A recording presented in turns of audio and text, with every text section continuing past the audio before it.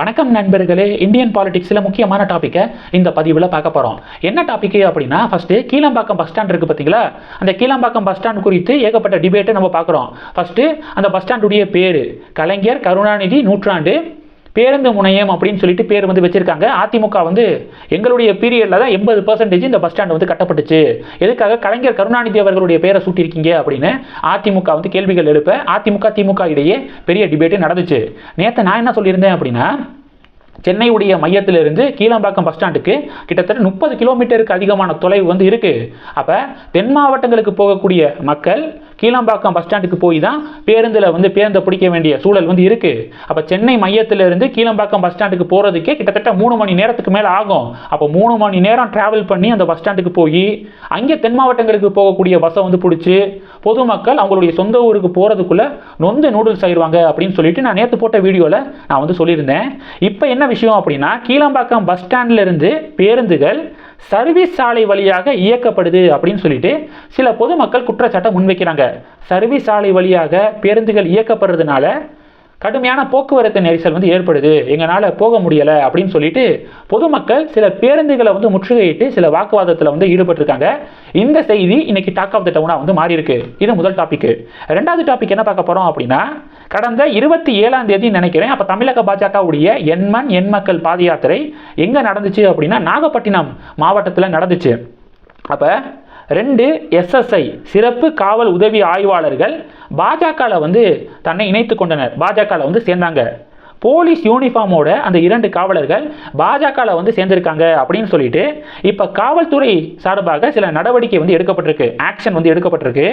அந்த 2 காவல் ஆய்வாளர்களுடைய பேர் ராஜேந்திரன் மற்றும் கார்த்திகேயன் அவர்கள். இவங்க பாஜகவில் வந்து போலீஸ் யூனிஃபார்மோட வந்து சேர்ந்தாங்க பார்த்தீங்களா. இதன் காரணமாக அவங்கள ஆயுதப்படைக்கு ஃபர்ஸ்ட் வந்து மாற்றிருக்காங்க. இப்போ என்ன நடந்திருக்குன்னா, டிஐஜி ஒரு உத்தரவை பிறப்பிச்சிருக்காரு. அந்த 2 பேரையும் சஸ்பெண்ட் செய்து ஒரு ஆர்டரை வந்து பிறப்பிச்சிருக்காரு அப்படிங்கிறத பார்க்க முடியுது. இப்போ பாஜக ஒரு டிமாண்டை வந்து முன்வைக்கிறாங்க. அவங்க பாஜக மீது இருக்கக்கூடிய பற்று காரணமாக பிஜேபியில் வந்து தன்னை வந்து சேர்த்து கொண்டனர். அதன் காரணமாக அவங்க மீது இவ்வளோ பெரிய ஆக்ஷன் வந்து தேவையில்லை. ஸோ இந்த முடிவை, இந்த உத்தரவை வாபஸ் வாங்கணும் அப்படின்னு சொல்லிட்டு தமிழக பாஜக சில கோரிக்கைகளை முன்வைக்கிறாங்க. இது ரெண்டாவது டாபிக்.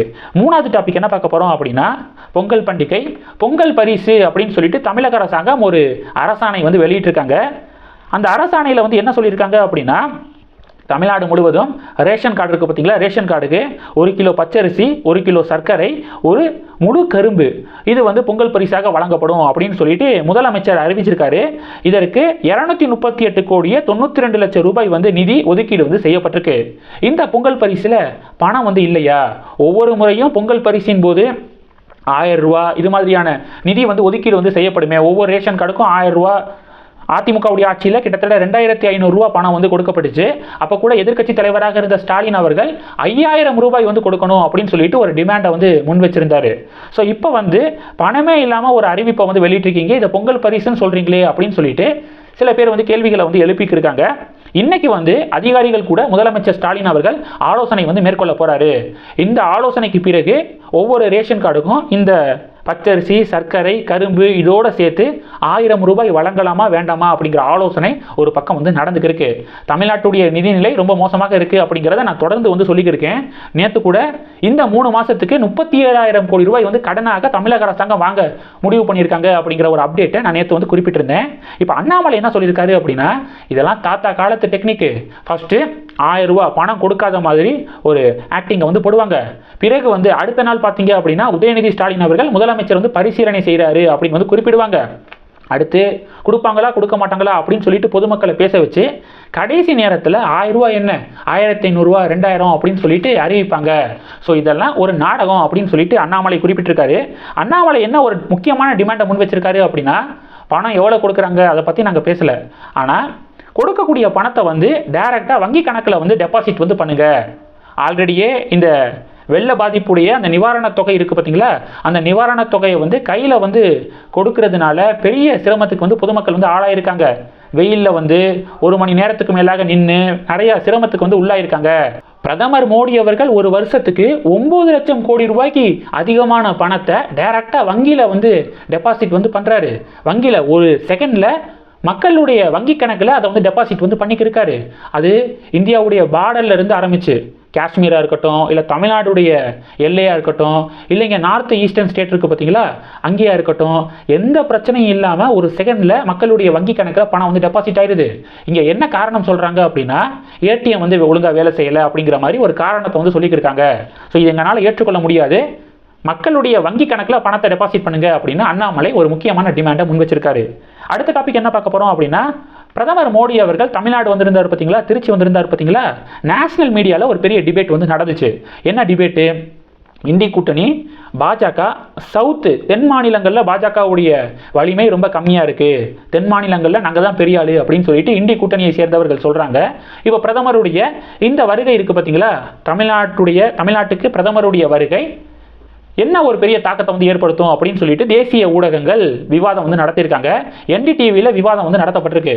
அப்போ பாஜகவுடைய செய்தி தொடர்பாளர், காங்கிரஸுடைய செய்தி தொடர்பாளர் 2 பேரும் வந்து விவாதம் வந்து நடத்தியிருக்காங்க. ஃபர்ஸ்ட் பாஜகவுடைய செய்தி தொடர்பாளர் என்ன சொல்லியிருக்காரு அப்படின்னா, இந்த 10 வருஷத்துல நாங்கள் என்னென்ன சிறப்பான திட்டங்களை வந்து சவுத்தில் வந்து கொண்டு வந்திருக்கோம் அப்படின்னு சொல்லிட்டு ஒரு 10-15 திட்டங்களை வந்து பட்டியலிட்டிருக்காரு. கிட்டத்தட்ட ஒரு 30 செகண்ட்ல ஸ்பீடாக வந்து சொல்லியிருக்காரு. நீங்கள் உங்களுடைய 10 வருட பீரியட்ல நீங்கள் என்ன சிறப்பு திட்டங்களை சவுத்தில் வந்து கொண்டு வந்திருக்கீங்க, ஒரு சில நேம்ஸை சொல்லுங்க பார்ப்போம் அப்படின்னு சொல்லிட்டு ஒரு சேலஞ்ச் வந்து கொடுத்துருக்காரு. அந்த சேலஞ்சை வந்து காங்கிரஸுடைய செய்தி தொடர்பாளர்னால வந்து பெருசாக வந்து சொல்ல முடியலை. அடுத்து பார்த்தீங்க அப்படின்னா, சவுத் ரீஜியன்ல இருந்து யாரெல்லாம் நாங்கள் வந்து மத்திய அமைச்சராக்கியிருக்கோம் அப்படின்னு சொல்லிட்டு அடுத்து ஒரு 30 செகண்ட்ல கிட்டத்தட்ட 10 மத்திய அமைச்சர்களுடைய பேரை வந்து பாஜகவுடைய செய்தி தொடர்பாளர் சொல்லியிருக்காரு. இங்கே உங்களுடைய பீரியடில் சவுத்தில் இருந்து யாரெல்லாம் நீங்கள் வந்து மத்திய அமைச்சராக்கியிருக்கீங்க இங்கே சொல்லுங்க பார்ப்போம் அப்படின்னு சொல்லிட்டு அடுத்த ஒரு சேலஞ்சை வந்து விட்டுருந்தாரு. அந்த சேலஞ்சிலையும் காங்கிரஸுடைய செய்தி தொடர்பாளர்னால ப்ராப்பராக டக்குன்னு வந்து பதில் வந்து சொல்ல முடியலை. இப்போ இது எல்லாத்தையும் தாண்டி என்னுடைய பார்வை என்ன அப்படின்னா, இந்த சவுத் ரீஜியன் இருக்குது பார்த்தீங்களா, சதர்ன் ஸ்டேட்ஸு, இந்த சதர்ன் ஸ்டேட்ஸில் பாஜக வந்து வீழ்ச்சி அடையுதா, இந்தி கூட்டணி பெரிய ஒரு எழுச்சியை வந்து வாங்குறாங்களா, காங்கிரஸ் ஒரு பெரிய ஒரு குரோத்தில் இருக்காங்களா அப்படின்னு ஆய்வு பண்ணி பார்த்தீங்க அப்படின்னா ரிசல்ட் அப்படியே வேற மாதிரி வருது. சொல்கிறேன் கேட்டுக்கோங்க. 1989 நடந்த பாராளுமன்ற தேர்தலில் சவுத் ஸ்டேட்ஸில் காங்கிரஸ் இருக்காங்க பார்த்தீங்களா, அவங்க 108 தொகுதிகளை வந்து ஜெயிச்சிருக்காங்க. 108 தொகுதிகளை வந்து ஜெயிச்சிருக்காங்க சவுத் ஸ்டேட்ஸில். பிறகு பார்த்தீங்கன்னா 91 தேர்தலில் 90 குறையுது, பிறகு 35 குறையுது, அடுத்து 39 குறையுது, 1999 தேர்தலில் அது 34 குறையுது அந்த எண்ணிக்கை. பிறகு 2004 47 வந்து குறையுது, 2009 61 வந்து கொஞ்சம் வந்து கூடுது, பிறகு 2014 19 குறைஞ்சு 2019 28 குறையுது. அப்போ 1989 108 இருந்த காங்கிரஸுடைய எண்ணிக்கை 2019 28 வந்து குறைஞ்சிருக்கு. இப்போ பாஜக பற்றி நம்ம பார்க்கலாம். அதே 1989 பாஜக சவுத் ஸ்டேட்டில் 0 தொகுதிகளை வந்து அவங்க ஜெயிச்சிருந்தாங்க. ஒரு தொகுதி கூட அவங்க கிட்ட இல்லை. ஆனால் படிப்படியாக 91 5, 96 6, 98 20, 99 18, 2004 18, 2009 19, 2014 21, 2019 29, 0ல இருந்து கொஞ்சம் கொஞ்சமாக மெல்ல மெல்ல வளர்ந்து இப்போ 29 தொகுதிகளை வந்து பாஜக வந்து ஜெயிக்கிறாங்க சவுத் ஸ்டேட்ஸில். அப்போ பாஜகவுடைய கிராஃப் எடுத்து பார்த்தீங்க அப்படின்னா அது மெல்ல மெல்ல இப்படி வளர்ந்துக்கு இருக்கு. காங்கிரஸுடைய கிராஃப் எடுத்து பார்த்தீங்கன்னா சவுத் ஸ்டேட்ஸில் அது 108 ஆரம்பித்தது இப்போ வந்து 28 வந்து நிற்கிது. அப்போ நீங்களே பார்த்துக்கோங்க யார் சவுத்தில் ஒரு பெரிய தாக்கத்தை வந்து ஏற்படுத்தி இருக்கிறது.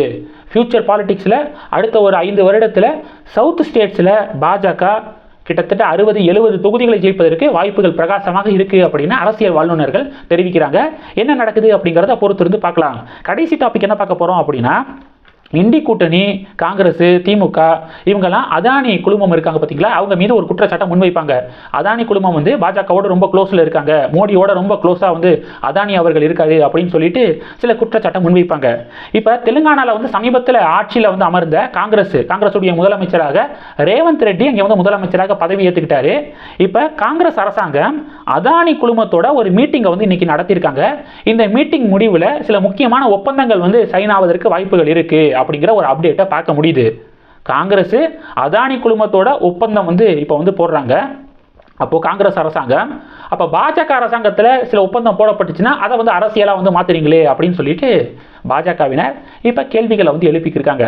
இந்த டாபிக்ஸ் எல்லாத்தையும் பற்றி உங்களுடைய பார்வைகளை மறக்காமல் கமெண்ட் பண்ணுங்கள். இந்த வீடியோ பிடிச்சிருந்துச்சுன்னா லைக் பண்ணுங்கள், ஷேர் பண்ணுங்கள், மறக்காமல் நம்ம சேனலை சப்ஸ்கிரைப் பண்ணுங்கள்.